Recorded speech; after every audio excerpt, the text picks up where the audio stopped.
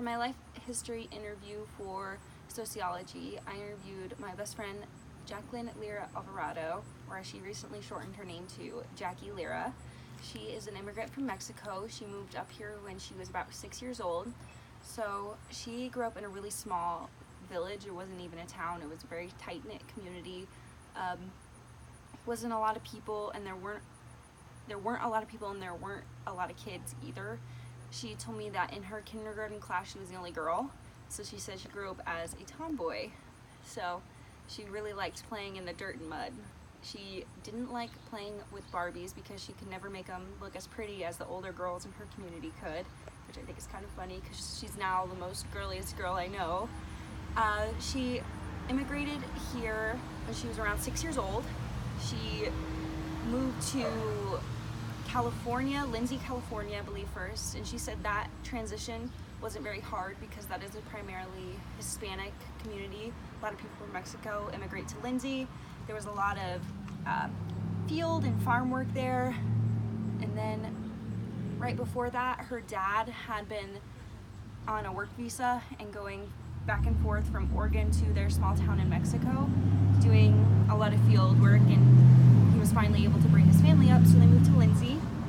And then she never really told me why, and she didn't seem to know herself, but they eventually moved from Lindsay, California to Omaha, Nebraska. And I said, why did they pick Omaha out of all the places? And she said that her mom didn't want to make a decision, so her dad randomly picked a place and they settled upon Omaha because of the cost of living. So she moved here when she was probably around, she wasn't in Lindsay, California very long. She was only there for just a few months, so probably right when she was still 6, turning 7. And she said the move to Omaha was harder than the move from Mexico to Lindsay, California, because in Lindsay she could speak Spanish because everyone spoke Spanish there, but when she came to Omaha, everyone spoke English and only a few spoke Spanish. So she was really forced to learn the language when she traveled to Omaha. So she said that was a really hard adjustment. So since her dad was on a work visa, I'm not sure what kind of stipulations or anything that came with that, but she was not part of the DACA program, which for some reason I thought she was at one point, but I guess she is not. So she graduated from high school, and I asked her if during high school or college, because she just recently graduated in May, if she ever experienced any outright racism or more casual forms of racism, and she said no, she never really had any problem with racism in the Omaha community.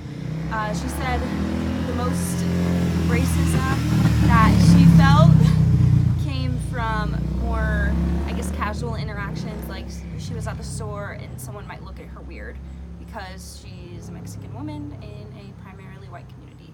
So that is the extent of which she experienced racism. So she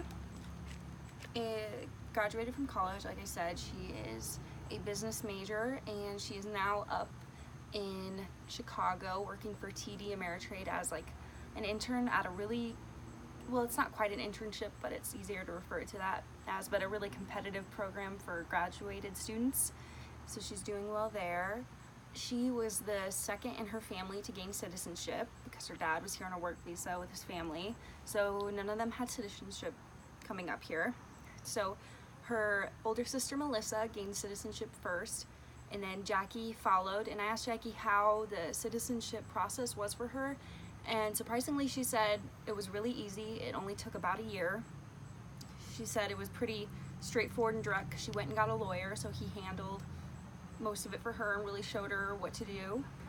So she said it was pretty easy because she had lived here most of her life and graduated from the school systems here, because she just got her citizenship last August. So her mom followed and got her citizenship a few months after, and her dad is in the process of getting his citizenship. She said there was some complications, but he should have it here within the next few weeks. And her younger sister was born here, so she didn't need to get her citizenship, so she was the only one that already had it. So technically first, but only because she was born here. And her younger sister, so let me backtrack. In her small town she grew up in, it was very Catholic. Everyone was Catholic. That was it. That was that. So her parents are still Catholic today, but they didn't enforce that as much on their children, because I know Jackie identifies Catholic, but I don't think she's actively participating in the religion.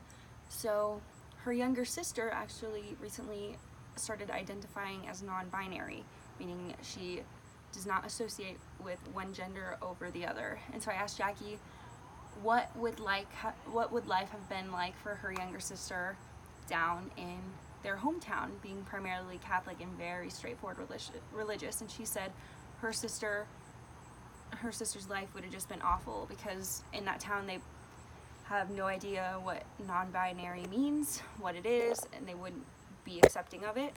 So she says her younger sister's life is as great as it can be up here. She says her parents, it took, since they're Catholic, it took them some time to understand what Jackie's younger sister meant and what she was going through, but they aren't accepting of it yet because of their Catholic faith, but she says they are more accepting than they were when she originally told them. So in short, that is a really quick summary of Jackie's life. Oh, I forgot to mention how gender played a role in her immigration. She said in her small town in Mexico, it was almost what you'd expect. The men worked, they were away from home. The mothers, they stayed home, took care of the children. The men were on the farm, the mothers were at home cooking. She says that's changed. Her mom works now, her dad works now. All of Jackie and her siblings, they work and have always wanted to work. So she says gender hasn't played as much of a role for her as it did for her mother. But yeah, so that's Jackie's life in a short nutshell, and I hoped you enjoyed getting to know a little bit about her. Thank you.